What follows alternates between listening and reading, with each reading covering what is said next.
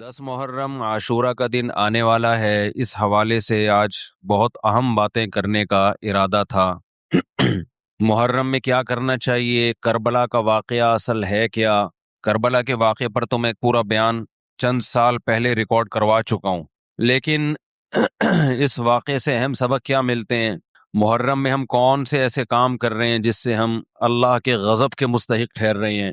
محرم میں کیا کیا ہو رہا ہے میں آپ کو بتاتا ہوں۔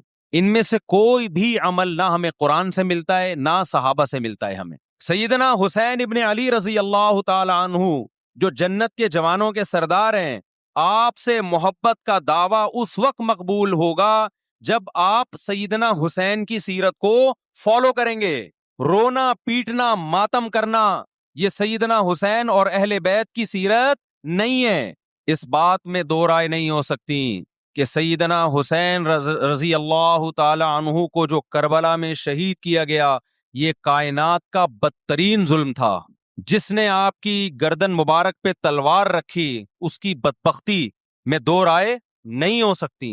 بہت ہی کوئی شقی اور بدبخت جو نواسہ رسول صلی اللہ علیہ وسلم کے قتل کی طرف بڑھا، بہت ہی کوئی بدبخت اور بدنصیب جو کوفہ کے گورنر ابن زیاد کے کہنے پر نواسہ رسول سے لڑنے کے لیے نکلا، جو اس ظلم کو ظلم نہیں مانتا، وہ بھی اپنے آپ کو جہنم میں جانے کے لیے تیار کر رہا ہے۔ پھر کربلا میں ایک بڑا ظلم یہ ہوا کہ صرف سیدنا حسین ابن علی کو شہید نہیں کیا گیا، آپ کے ساتھ جتنے مرد تھے سب کو شہید کر دیا گیا۔ لیکن ہمیں پیغمبر صلی اللہ علیہ وسلم اور صحابہ کی سیرت میں کیا ملتا ہے؟ میں ایک آیت سے آپ کو سمجھاتا ہوں۔ مشرکین مکہ حضرت ابراہیم علیہ السلام کے نسب میں ہونے پر اور آپ سے محبت پہ بڑا فخر کیا کرتے تھے کہ ہم ابراہیم کی اولاد میں ہیں، ہم ابراہیم کے دین پہ ہیں۔ اللہ نے کیا فرمایا رسول اللہ صلی اللہ علیہ وسلم سے کہ ان اول الناس بابراہیم للذین اتبعوہ، اے نبی آپ ان سے کہہ دیجئے ابراہیم سے محبت کے خالی پیلی کے دعوے مقبول نہیں ہیں۔ ابراہیم کے زیادہ حقدار وہ ہیں جو ابراہیم علیہ السلام کی اتباع کرتے ہیں، اور یہ پیغمبر اور صحابہ یہ ابراہیم علیہ السلام کے دین کو فالو کرتے ہیں، اور تم ابراہیم کے دین کو فالو نہیں کر رہے، ان سے محبت کے دعوے دار ہو۔ تو خالی محبت کے دعوے داری اللہ کے ہاں مقبول نہیں ہے۔ اللہ کے ہاں وہ محبت کی دعوے مقبول ہیں جس میں آپ محبوب کو فالو کر رہے ہوں۔ سیدنا حسین ابن علی رضی اللہ تعالی عنہ جو جنت کے جوانوں کے سردار ہیں، آپ سے محبت کا دعویٰ اس وقت مقبول ہوگا جب آپ سیدنا حسین کی سیرت کو فالو کریں گے۔ رونا پیٹنا ماتم کرنا یہ سیدنا حسین اور اہل بیت کی سیرت نہیں ہے۔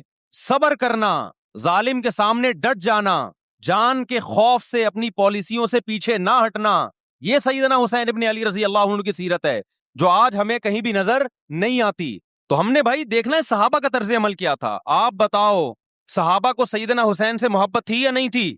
کیا غم کا پہاڑ ٹوٹا ہوگا جب اطلاع ملی ہوگی کہ سیدنا حسین ابن علی اور آپ کے اصحاب اور اہل بیت کو سب کو کربلا میں شہید کر دیا گیا ہے۔ کیا قیامت گزری ہوگی۔ کوفہ سے ایک شخص آیا نا، عبداللہ بن عمر سے پوچھنے لگا جو مارنے پر دم کا مسئلہ، انہوں نے فرمایا تم نے پیغمبر کے نواسے کو قتل کر دیا اور مسئلہ یہ پوچھ رہے ہو کہ جو مارنے پر دم آئے گا کہ نہیں آئے گا۔ ایک طرف تم نے پیغمبر کے نواسے کو قتل کر دیا کربلا میں، اور اب ہم سے آ کے مسئلہ پوچھتے ہو جو مارنا جائز ہے یا نہیں ہے۔ صحابہ کے ہاں یہ غم کم غم نہیں تھا۔ دیکھو حضرت معاویہ رضی اللہ تعالی عنہ کے ہاتھ پہ بھی حضرت حسین نے بیعت نہیں کی، لیکن بغاوت بھی نہیں کی۔ کیوں؟ بغاوت سے فتنے کا اندیشہ تھا۔ حضرت حسن جو حضرت حسین کے بڑے بھائی تھے، انہوں نے سیدنا معاویہ رضی اللہ تعالی عنہ کے ہاتھ پہ بیعت کی اور اس اختلاف کو ہمیشہ کے لیے اپنی کوشش کے مطابق ہمیشہ کے لیے ختم کر دیا۔ ختم ہوا نہیں ہوا ایک الگ بحث ہے، لیکن حضرت حسن کا مقصد کیا تھا کہ مسلمانوں کی دو جماعتوں کو میں آپس میں لڑتا ہوا نہیں دیکھ سکتا۔ لوگوں نے کہا آپ خلافت کے حقدار ہیں، آپ نے فرمایا میں دستبردار ہوتا ہوں سیدنا معاویہ کے حق میں۔ حضرت حسن بیعت ہو گئے حضرت معاویہ سے اور یہ اختلاف کو کیا کر دیا؟ ختم۔ حضرت حسین بیعت نہیں ہوئے، لیکن حضرت حسین نے بغاوت بھی نہیں کی۔ ہر ایک کی اپنی رائے تھی، حضرت حسن کی اپنی رائے تھی، ان کا خیال تھا کہ بیعت ہونا مسلمانوں کے لیے زیادہ مفید ہے، ایک پاورفل حکومت ہوگی، ایک طاقتور ریاست ہوگی، ورنہ لڑتے رہیں گے آپس میں۔ حضرت حسین کا موقف یہ تھا کہ میں بغاوت تو نہیں کروں گا لیکن بیعت بھی نہیں ہوں گا، کیونکہ اگر بیعت ہو گیا تو اس سے جو خلفائے راشدین کے دور میں جو خلیفہ کی سلیکشن کا طریقہ تھا وہ طریقہ ختم ہو جائے گا، تو میں اگر اس طریقے کو نہیں لا سکتا تو اس کے خلاف کو پروموٹ بھی نہ کروں۔ میں یہ بھی ایک رائے تھی۔ میں سمجھا پا رہا ہوں اپنی بات؟ بھائی رائے کا اختلاف ہوتا ہے نا. نبی صلی اللہ علیہ وسلم نے فرمایا اذا اجتہد المجتہد فإن اصاب فلہ اجران وإن اخطأ فلہ اجر واحد. جب کوئی مجتہد اللہ کی رضا کو سامنے رکھ کے اجتہاد کرتا ہے، صحیح اور غلط کا فیصلہ کرنے بیٹھتا ہے، رائے یعنی اس کا مقصد اللہ کی رضا ہو، تو اگر وہ درست نتیجے پہ پہنچے تو 2 ثواب، غلط نتیجے پہ پہنچے تو بھی 1 نیکی اس کو ملتی ہے، اس لیے کہ اس کے بس میں جو خیر خواہی کا کے لیے جو تھا وہ اس نے کر دیا. رائے کا اختلاف ہوتا ہے. تو حضرت حسن رضی اللہ تعالیٰ عنہ بیعت ہوئے حضرت معاویہ کے ہاتھ پہ، سیدنا حسین نہ بیعت ہوئے اور نہ آپ نے بغاوت کی، خاموشی اختیار کی. حضرت معاویہ رضی اللہ تعالیٰ عنہ نے سیدنا حسین کو تلوار کی زور سے بیعت پر مجبور نہیں کیا، بلکہ نواسہ رسول کا خیال کیا اور وصیت بھی کی لوگوں کو. لیکن جب حضرت معاویہ کے بعد یزید جانشین ہوا، اس کی سب سے بڑی غلطی یہ تھی کہ اس نے نواسہ رسول صلی اللہ علیہ وسلم اور آپ کے ساتھ جو چند اہل بیت اور چند صحابہ تھے، اس وقت بھی حضرت حسین نیوٹرل تھے. نہ حضرت حسین نے بغاوت کا ارادہ کیا اور نہ بیعت کرنے کا ارادہ کیا. یزید ابن معاویہ کو چاہیے تھا کہ سیدنا حسین رضی اللہ عنہ کو اپنے حال پہ چھوڑ دیتا، اپنے والد کی طرح. حضرت حسین رضی اللہ تعالیٰ عنہ کو جب کوفہ سے خطوط آئے، یہ میں وضاحت اس لیے کر رہا ہوں کہ حضرت حسین بغاوت کے لیے نہیں نکلے تھے، اس مسلمان حاکم کے خلاف بغاوت کے لیے نہیں نکلے تھے، کیونکہ رسول اللہ صلی اللہ علیہ وسلم کی بہت ساری صحیح حدیث ہے اس بارے میں کہ جو باغی ہے، جو ریاست کے خلاف بغاوت کرتا ہے، اس کو نبی صلی اللہ علیہ وسلم نے اس عمل کو پسند نہیں کیا. تو حضرت حسین رضی اللہ تعالیٰ عنہ کو کوفہ سے خطوط آئے کہ یہاں سارے کے سارے لوگ آپ کے ہاتھ پہ بیعت کرنے کے لیے تیار ہیں. ظاہر ہے جب کسی علاقے کے لوگ دارالخلافہ ہو اور سب بیعت ہونے کے لیے تیار ہوں تو پھر آپ کا جانا یہ بغاوت کا عمل نہیں کہلاتا.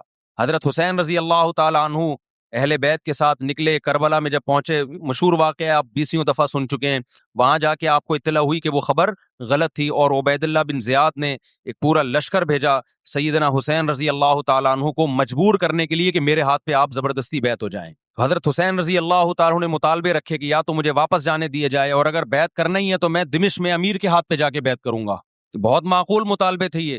میرا مقصد ابھی کربلا کا واقعہ بیان کرنا نہیں ہے، اس پہ بہت کچھ کہا جا چکا ہے، خود میرا بھی بیان اس پہ تفصیل سے ہو چکا ہے.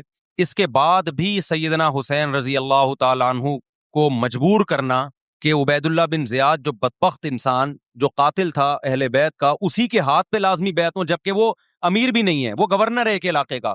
تو نواسہ رسول کا خیال نہ کرنا یہ بدترین ظلم تھا جو اس وقت حکومت سے ہوا ہے. حضرت حسین رضی اللہ تعالیٰ عنہ، دیکھو نبی صلی اللہ، آج ہم دیکھتے ہیں کہ جو بڑا آدمی ہوتا ہے نا، اس کی قربانیاں ہوتی ہیں، اس کی بڑی بڑی قربانیاں ہوتی ہیں. چھوٹے اپنے بڑوں کی قربانیوں کو کیش کراتے ہیں. آپ نے دیکھا ہوگا فلاں نے بڑی قربانیاں دی اور بچے موج کر رہے ہیں، دیکھا نا آپ نے.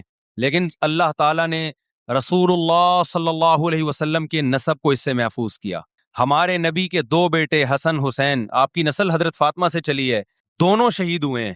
اس میں بہت بڑی حکمت تھی کہ پیغمبر صلی اللہ علیہ وسلم نے سب سے پہلے تربیت اپنے گھر والوں کی ہے. آج لوگ باہر فنٹر بنے ہوئے ہوتے ہیں، تبلیغیں کر رہے ہوتے ہیں، اپنے گھر کی ان کو پرواہ نہیں ہوتی. نبی صلی اللہ علیہ وسلم نے سب سے پہلے جو تربیت کی ہے، کس کی ہے؟ حضرت حسن اور حسین کی ہے.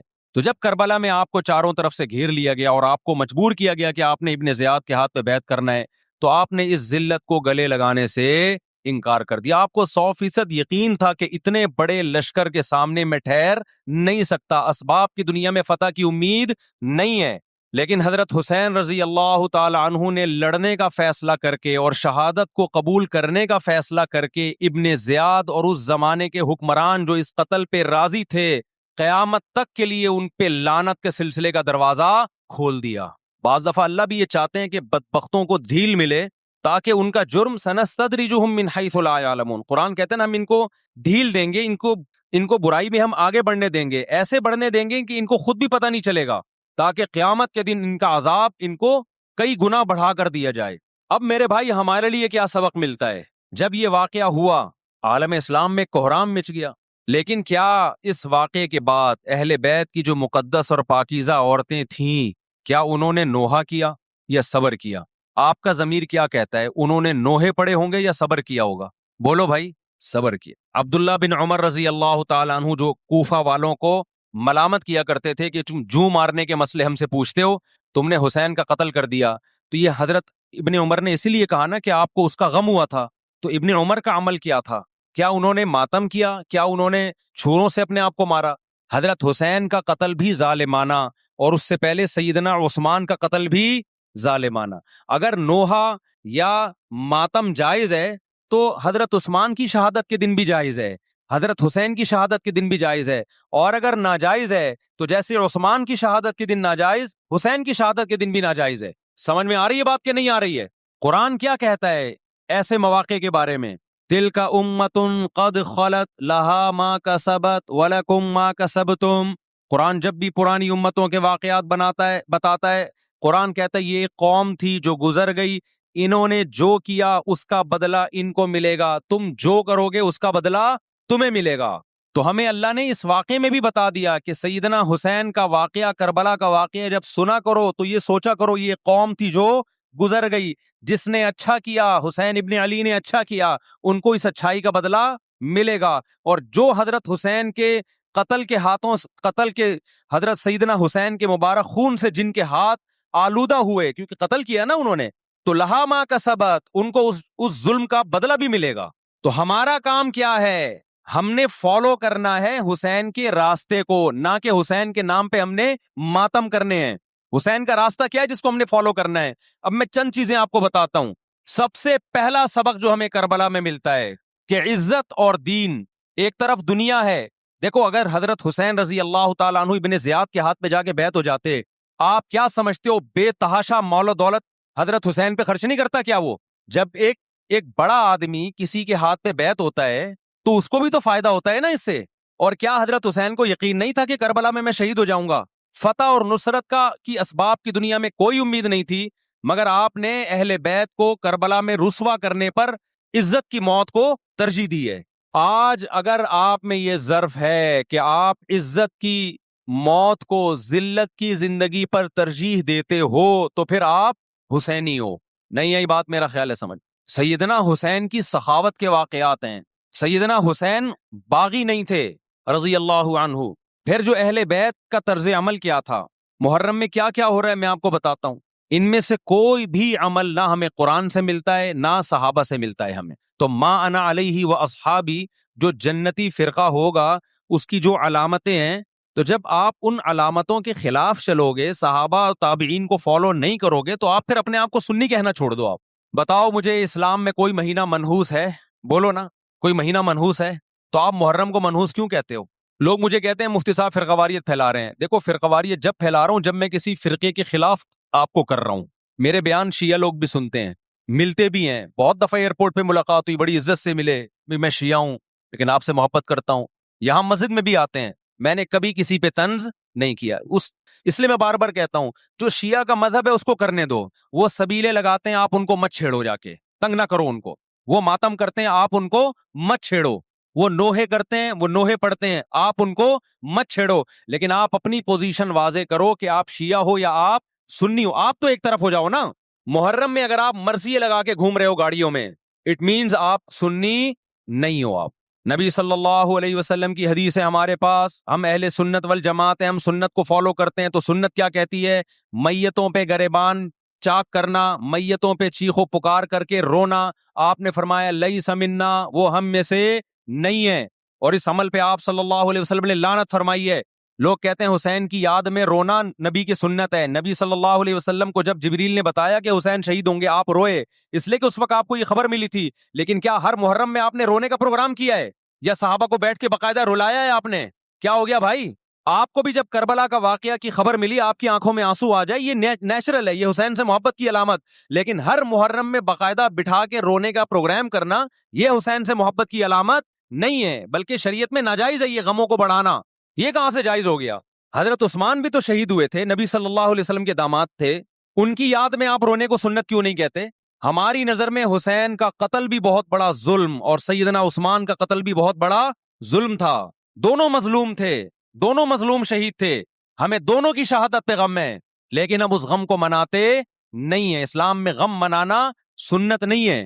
دیکھو جعفر طیار رضی اللہ عنہ، نبی کے چچا زاد بھائی، اہل بیت، جب آپ صلی اللہ علیہ وسلم نے ان کو لڑائی کے لیے میدان جنگ میں بھیجا، رومیوں سے لڑائی تھی، حضرت جعفر طیار کی 4 بیویاں تھیں، جب نبی صلی اللہ علیہ وسلم مسجد نبی میں بیٹھے، آپ کو فرشتوں نے اطلاع دی کہ جعفر طیار شہید ہو گئے۔ آپ صلی اللہ علیہ وسلم کی آنکھوں سے آنسو، یہ آنسو اس وقت نکلے جب عین شہادت کی اطلاع ملی ہے۔ اس وقت آنسوؤں کا نکلنا محبت کی علامت ہے۔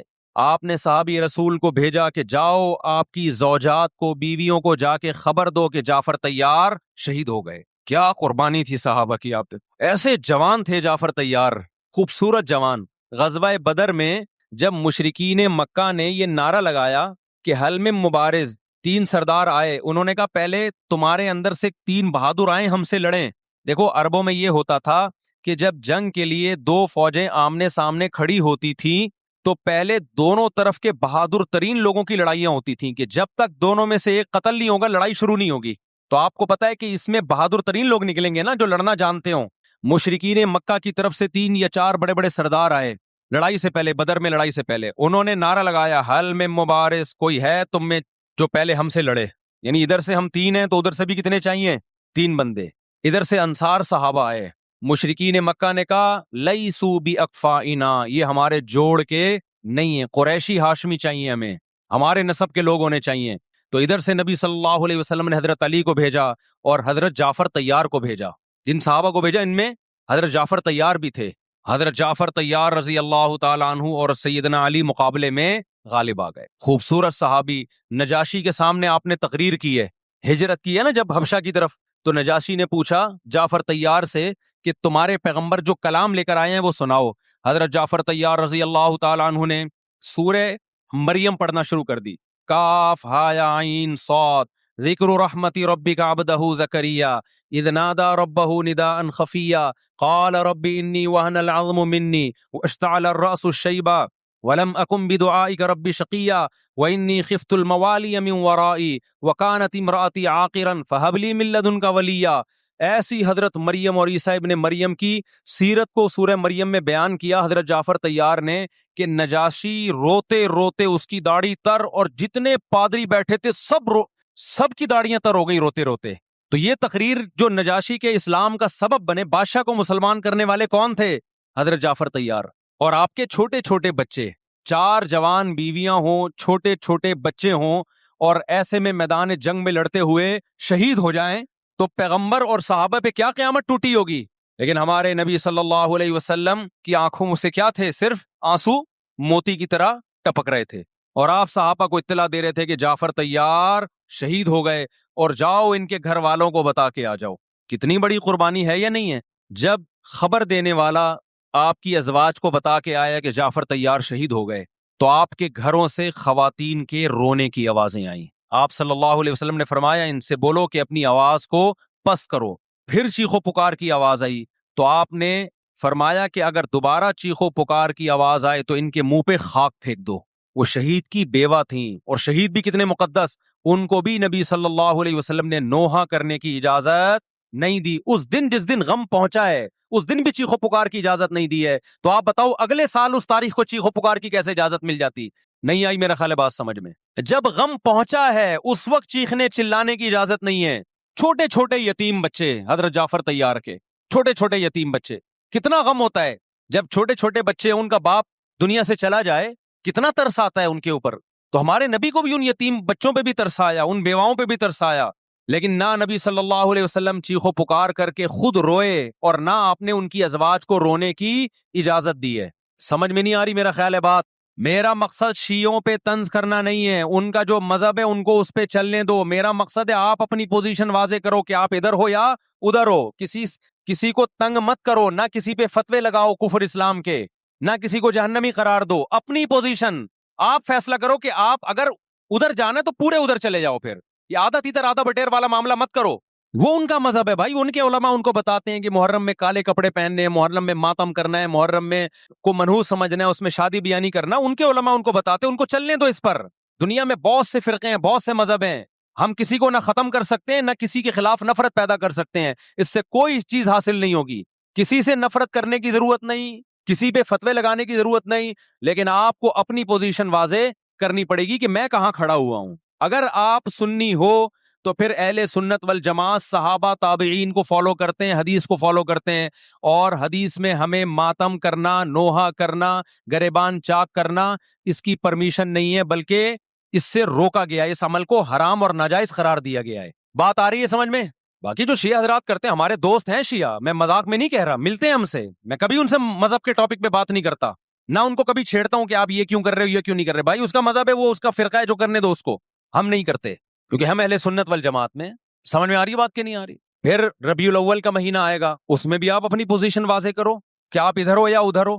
دو فرقے ہیں، دیوبندی بریلوی، میں نہیں کہہ رہا کہ کون جنتی کون جہنمی، لیکن بر صغیر میں جن کو دیوبندی کہا جاتا ہے وہ نظر و نیاز تیجے 40 میں کے قائل بولو نہیں ہے، یہ ان کی کتابوں میں لکھا ہوا ہے، وہ اس کے قائل نہیں ہے۔ اگر کوئی بزرگ ان میں قائل گزرا بھی ہے تو وہ اس کا ذاتی تفرد ہے، اس کو علماء نے فالو نہیں کیا، اس کو ان کی اجتہادی غلطی قرار دیا ہے۔ ربیع الاول میں جلوس نکالنا یا مزار بنانا یا مزاروں پہ جانا اس نیت سے کہ وہاں جا کے ہم کوئی قوالی پڑھیں گے یا کچھ بھی، ہمارے ہاں قبرستان جانا صرف اس لیے ہے کہ آخرت کی یاد تازہ ہو، بس اس کے علاوہ اور کوئی کانسیپٹ نہیں ہے۔ ہمارے ہاں قبر ایک بالش سے زیادہ اونچی بنانا جائز بولو نا نہیں ہے، قبر پکی کرنا جائز نہیں ہے، تیجے 40 میں کرنا جائز بولو نہیں۔ آج ایک صاحب آئے، کہنے لگے میری ساس کا 40واں ہے، فجر میں کہنے لگے مجھے، کہہ رہے میں نہیں گیا تو بڑا مسئلہ ہو جائے گا۔ میں نے کہا بھائی ایک فیصلہ کرو، گرین چینل یا وائٹ چینل، ایک طرف ہو جاؤ بھائی، کیونکہ وائٹ چینل میں یہ جائز نہیں ہے، نہ 40واں نتیجہ ہے۔ اب لوگ مذاق اڑاتے ہیں، مر گیا مردود نہ فاتحہ نہ درود، بھائی کچھ بھی کہتے رہو، تو پھر پورے ادھر کو ہو جاؤ، یا تو پورے وائٹ ہو جاؤ یا پورے کیا ہو جاؤ، پورے گرین ہو جاؤ، پھر تیجا بھی کرو، 40واں بھی کرو، برسی بھی کرو، اور پھر اس کے بعد جھنڈے بھی لگاؤ ہرے رنگ کے۔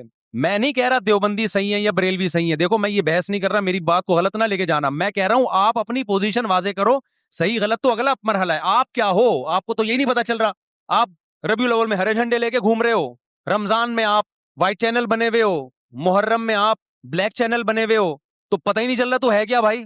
جب 73 فرقوں میں ایک جنتی ہے تو ایک کو فالو کرو نا، جس کو جنتی سمجھتے ہو۔ اگر آپ سمجھتے ہو کہ بلیک چینل یا شیعہ فرقہ جنتی ہے تو پورے شیعہ ہو جاؤ بھائی، اگر آپ سمجھتے ہو بریلوی فرقہ جنتی ہے تو پورے بریلوی ہو جاؤ، تو جس کو سمجھتے ہو وہ بن جاؤ، لیکن پورے بنو، ادھورے مت بنو، آدھا آدھا نہ لو۔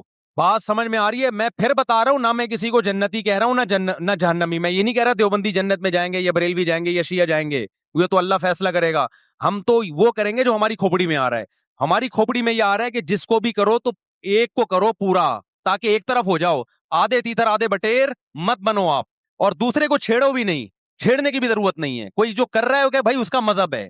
دیکھو ہندو مندر میں جاتا ہے نا، ہماری رائے کے مطابق صحیح کر رہا ہے غلط کر رہا ہے، غلط کر رہا ہے، لیکن ہم چھیڑتے ہیں کیا؟ اسلام نے اجازت دی اس کو چھیڑنے کی کہ ہندو جا رہا ہے اس کو پکڑ کے لا کیوں جا رہا ہے بھائی؟